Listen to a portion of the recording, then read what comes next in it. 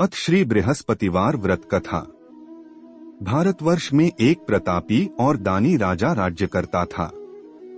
वह नित्य गरीबों और ब्राह्मणों की सहायता करता था। यह बात उसकी रानी को अच्छी नहीं लगती थी। वह न ही गरीबों को दान देती, न ही भगवान का पूजन करती थी और राजा को भी दान देने से मना किया करती थी। एक दिन राजा शिकार खेलने वन को गए हुए थे तो रानी महल में अकेली थी। उसी समय बृहस्पति देव साधु वेश में राजा के महल में भिक्षा के लिए गए और भिक्षा मांगी। रानी ने भिक्षा देने से इनकार किया और कहा, हे साधु महाराज, मैं तो दान पुण्य से तंग आ गई हूँ। मेरा पति सारा धन लुटाते रहते हैं। मेरी इच्छा है कि हमारा धन नष्ट हो जाए, फिर न रहेगा बांस न बजेगी बांसुरी। साधु ने कहा, देवी तुम तो बड़ी विचित्र हो। धन संतान तो सभी चाहते हैं, पुत्र और लक्ष्मी तो पापी के घर भी होने चाहिए। यदि तुम्हारे पास अधिक धन है तो भूखों को भोजन दो, प्यासों के लिए प्याऊ बनवाओ, मुसाफिरों के लिए धर्मशालाएं खुलवाओ। जो निर्धन अपनी कुंवारी कन्याओं का विवाह नहीं कर सकते उनका विवाह करा दो। ऐसे और कई काम हैं जिनके करने से तुम्हारा यश लोक परलोक में फैलेगा।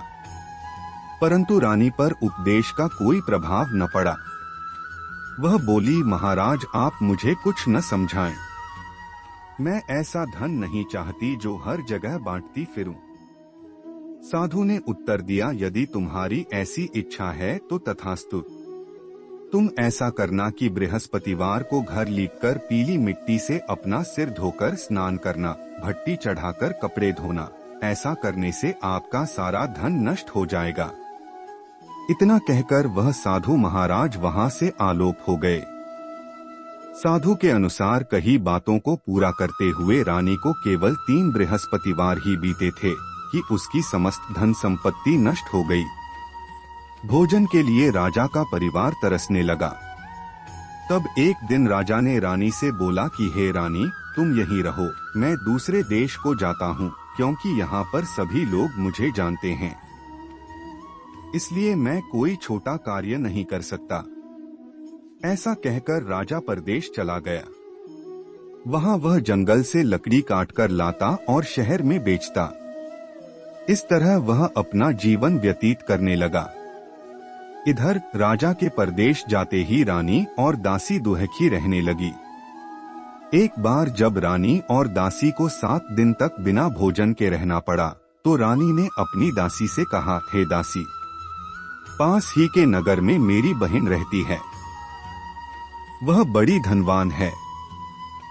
तू उसके पास जा और कुछ ले आ, ताकि थोड़ी बहुत गुजर बसर हो जाए। दासी रानी की बहन के पास गई।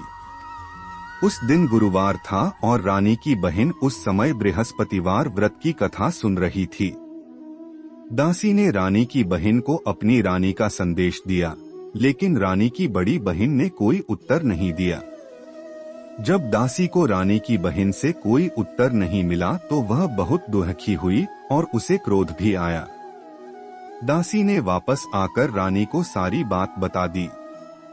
सुनकर रानी ने अपने भाग्य को कोसा। उधर रानी की बहन ने सोचा कि मेरी बहन की दासी आई थी, परंतु मैं उससे नहीं बोली, इससे वह बहुत दुखी हुई होगी। कथा सुनकर और पूजन समाप्त करके वह अपनी बहन के घर आई और कहने लगी, हे बहन, मैं बृहस्पतिवार का व्रत कर रही थी। तुम्हारी दासी मेरे घर आई थी, परंतु जब तक कथा होती है तब तक न तो उठते हैं और न ही बोलते हैं, इसलिए मैं नहीं बोली। कहो दासी क्यों गई थी? रानी बोली, बहन तुमसे क्या छिपाऊं, हमारे घर में खाने तक को अनाज नहीं था। ऐसा कहते कहते रानी की आंखें भर आई। उसने दासी समेत पिछले 7 दिनों से भूखे रहने तक की बात अपनी बहन को विस्तार पूर्वक सुना दी। रानी की बहन बोली, देखो बहन, भगवान बृहस्पति देव सबकी मनोकामना को पूर्ण करते हैं। देखो शायद तुम्हारे घर में अनाज रखा हो। पहले तो रानी को विश्वास नहीं हुआ, पर बहन के आग्रह करने पर उसने अपनी दासी को अंदर भेजा तो उसे सचमुच अनाज से भरा एक घड़ा मिल गया। यह देखकर दासी को बड़ी हैरानी हुई। दासी रानी से कहने लगी, हे रानी, जब हमको भोजन नहीं मिलता तो हम व्रत ही तो करते हैं, इसलिए क्यों न इनसे व्रत और कथा की विधि पूछ ली जाए ताकि हम भी व्रत कर सकें। तब रानी ने अपनी बहन से बृहस्पतिवार व्रत के बारे में पूछा। उसकी बहन ने बताया, बृहस्पतिवार के व्रत में चने की दाल और मुनक्का से विष्णु भगवान का केले की जड़ में पूजन करें तथा दीपक जलाएं, व्रत कथा सुने और पीला भोजन ही करें। इससे बृहस्पति देव प्रसन्न होते हैं। व्रत और पूजन विधि बताकर रानी की बहन अपने घर को लौट गई। 7 दिन के बाद जब गुरुवार आया तो रानी और दासी ने व्रत रखा। घुड़साल में जाकर चना और गुड़ लेकर आईं। फिर उससे केले की जड़ तथा विष्णु भगवान का पूजन किया। अब पीला भोजन कहाँ से आए, इस बात को लेकर दोनों बहुत दुखी थे। चूंकि उन्होंने व्रत रखा था, इसलिए बृहस्पति देव उनसे प्रसन्न थे।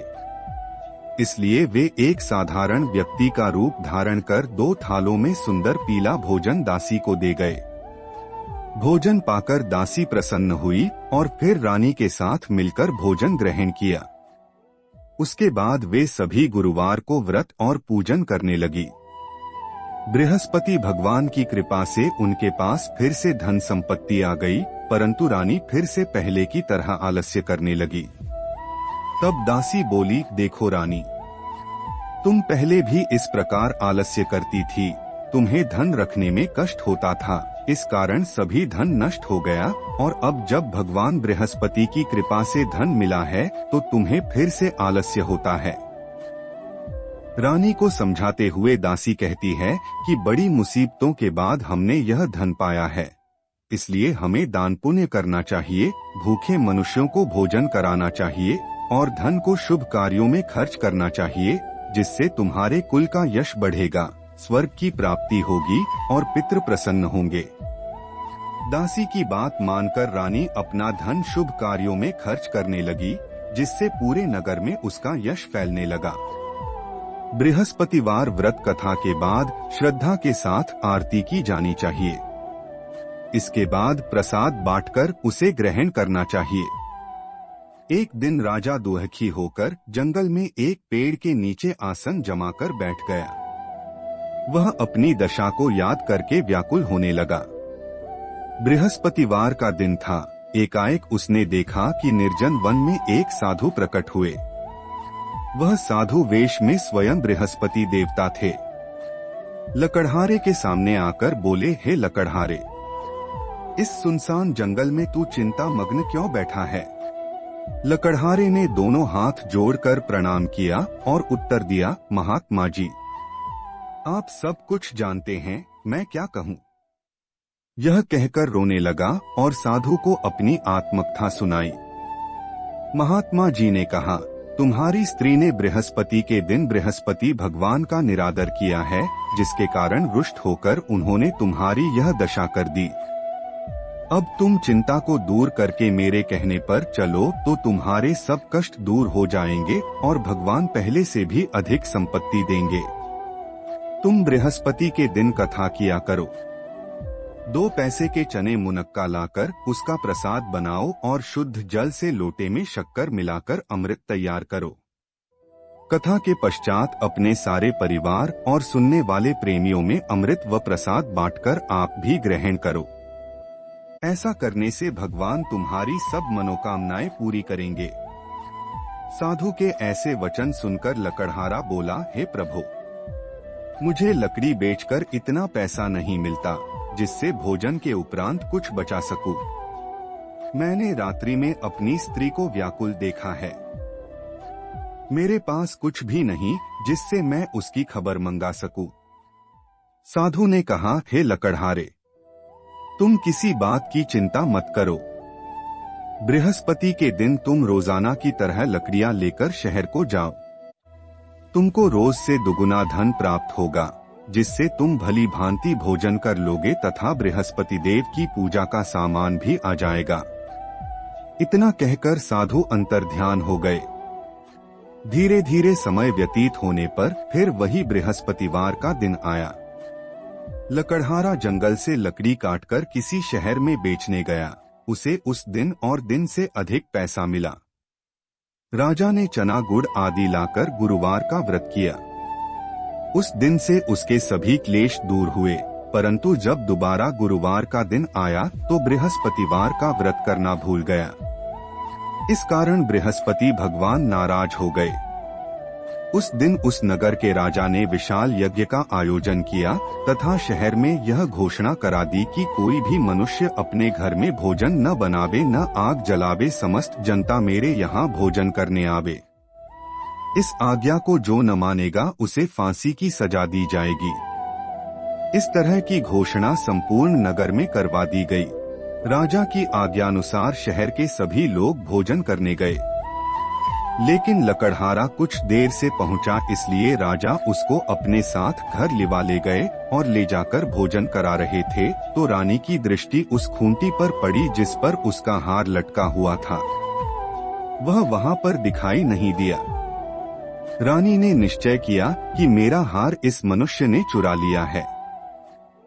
उसी समय सिपाहियों को बुलाकर उसको कारागार में डलवा दिया।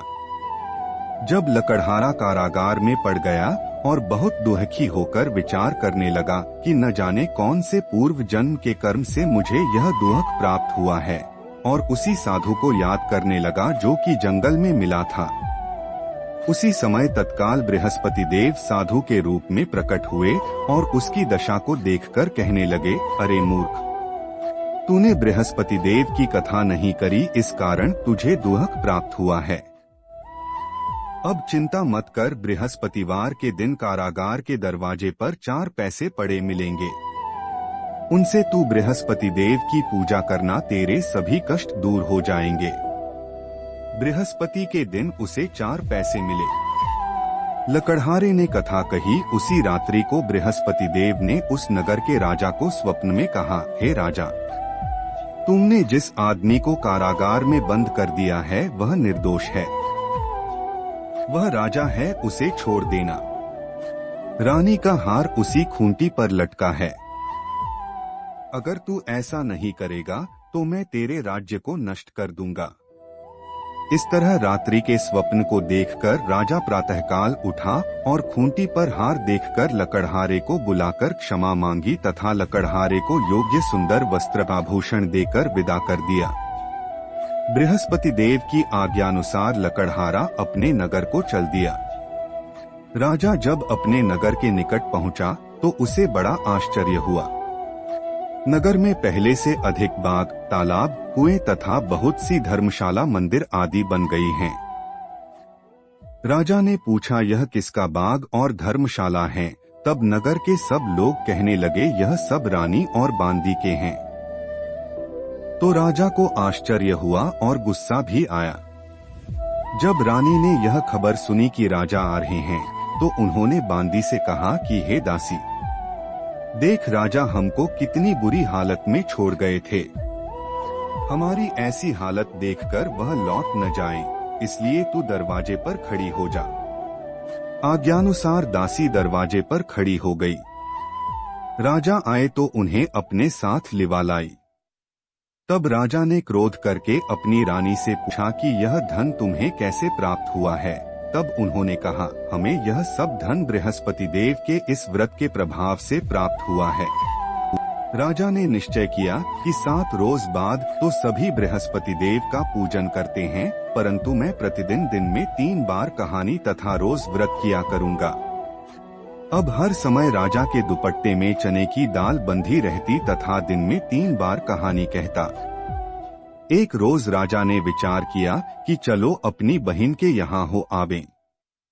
इस तरह निश्चय कर राजा घोड़े पर सवार हो अपनी बहन के यहाँ को चलने लगा। मार्ग में उसने देखा कि कुछ आदमी एक मुर्दे को लिए जा रहे हैं। उन्हें रोककर राजा कहने लगा, अरे भाइयों, मेरी बृहस्पति देव की कथा सुन लो। वे बोले, लो, हमारा तो आदमी मर गया है, इसको अपनी कथा की पड़ी है। परंतु कुछ आदमी बोले, अच्छा कहो, हम तुम्हारी कथा भी सुनेंगे। राजा ने दाल निकाली और जब कथा आधी हुई थी कि मुर्दा हिलने लग गया, और जब कथा समाप्त हो गई तो राम राम करके मनुष्य उठकर खड़ा हो गया।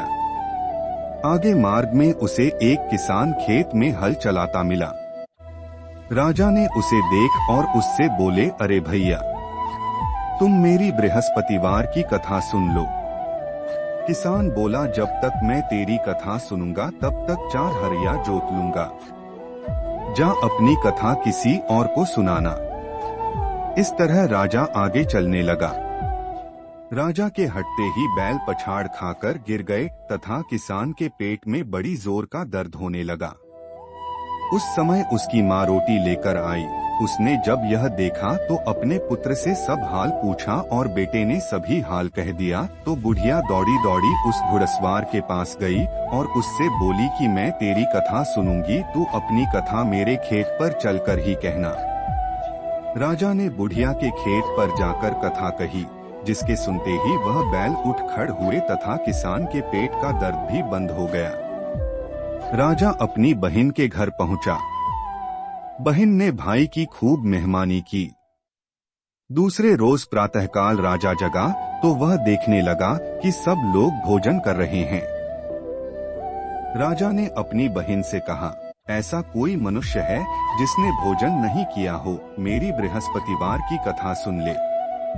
बहन बोली, हे भैया, यह देश ऐसा ही है कि पहले यहाँ लोग भोजन करते हैं, बाद में अन्य काम करते हैं।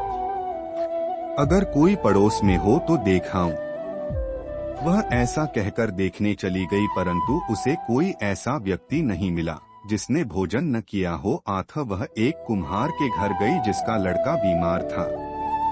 उसे मालूम हुआ कि उनके यहाँ 3 रोज से किसी ने भोजन नहीं किया है। रानी ने अपने भाई की कथा सुनने के लिए कुम्हार से कहा। वह तैयार हो गया। राजा ने जाकर बृहस्पतिवार की कथा कही, जिसको सुनकर उसका लड़का ठीक हो गया। अब तो राजा की प्रशंसा होने लगी। एक रोज राजा ने अपनी बहन से कहा कि हे बहन, हम अपने घर को जाएंगे, तुम भी तैयार हो जाओ। राजा की बहन ने अपनी सास से कहा। सास ने कहा, हाँ चली जा, परंतु अपने लड़कों को मत ले जाना, क्योंकि तेरे भाई के कोई औलाद नहीं है। बहन ने अपने भैया से कहा, हे भैया, मैं तो चलूंगी पर कोई बालक नहीं जाएगा। राजा बोला, जब कोई बालक नहीं चलेगा तब तुम ही क्या करोगी। बड़े दुखी मन से राजा अपने नगर को लौट आया। राजा ने अपनी रानी से कहा, हम निर्वंशी हैं, हमारा मुंह देखने का धर्म नहीं है और कुछ भोजन आदि नहीं किया। रानी बोली, हे प्रभु, बृहस्पति देव ने हमें सब कुछ दिया है, वह हमें औलाद अवश्य देंगे। उसी रात को बृहस्पति देव ने राजा से स्वप्न में कहा, हे राजा उठ, सभी सोच त्याग दे, तेरी रानी गर्भ से है। राजा की यह बात सुनकर बड़ी खुशी हुई। 9वें महीने में उसके गर्भ से एक सुंदर पुत्र पैदा हुआ। तब राजा बोला, हे रानी, स्त्री बिना भोजन के रह सकती है, पर बिना कहे नहीं रह सकती। जब मेरी बहन आवे तुम उससे कुछ कहना मत। रानी ने सुनकर हाँ कर दिया। जब राजा की बहन ने यह शुभ समाचार सुना तो वह बहुत खुश हुई तथा बधाई लेकर अपने भाई के यहाँ आई। तभी रानी ने कहा, घोड़ा चढ़कर तो नहीं आई, गधा चढ़ी आई। राजा की बहन बोली, भाभी, मैं इस प्रकार न कहती तो तुम्हें औलाद कैसे मिलती। बृहस्पति देव ऐसे ही हैं, जैसी जिसके मन में कामनाएं हैं सभी को पूर्ण करते हैं। जो सद्भावना पूर्वक बृहस्पतिवार का व्रत करता है एवं कथा पढ़ता है अथवा सुनता है, दूसरों को सुनाता है, बृहस्पति देव उसकी सभी मनोकामना पूर्ण करते हैं। भगवान बृहस्पति देव उसकी सदैव रक्षा करते हैं। संसार में जो मनुष्य सद्भावना से भगवान जी का पूजन व्रत सच्चे हृदय से करते हैं तो उनकी सभी मनोकामनाएं पूर्ण करते हैं। जैसी सच्ची भावना से रानी और राजा ने उनकी कथा का गुणगान किया तो उनकी सभी इच्छाएं बृहस्पति देव जी ने पूर्ण की थीं। इसलिए पूर्ण कथा सुनने के बाद प्रसाद लेकर जाना चाहिए। हृदय से उसका मनन करते हुए जयकारा बोलना चाहिए। बोलो बृहस्पति देव की जय। प्राचीन काल में एक ब्राह्मण रहता था। वह बहुत निर्धन था। उसके कोई संतान नहीं थी। उसकी स्त्री बहुत मलिनता के साथ रहती थी। वह स्नान न करती, किसी देवता का पूजन न करती। इससे ब्राह्मण देवता बड़े दुखी थे। बेचारे बहुत कुछ कहते थे किंतु उसका कुछ परिणाम न निकला। भगवान की कृपा से ब्राह्मण की स्त्री के कन्या रूपी रत्न पैदा हुआ। कन्या बड़ी होने पर प्रातः स्नान करके विष्णु भगवान का जाप व बृहस्पतिवार का व्रत करने लगी। अपने पूजन पाठ को समाप्त करके विद्यालय जाती तो अपनी मुट्ठी में जौ भर के ले जाती और पाठशाला के मार्ग में डालती जाती। तब ये जौ स्वर्ण के जो जाते लौटते समय उनको बीन कर घर ले आती थी।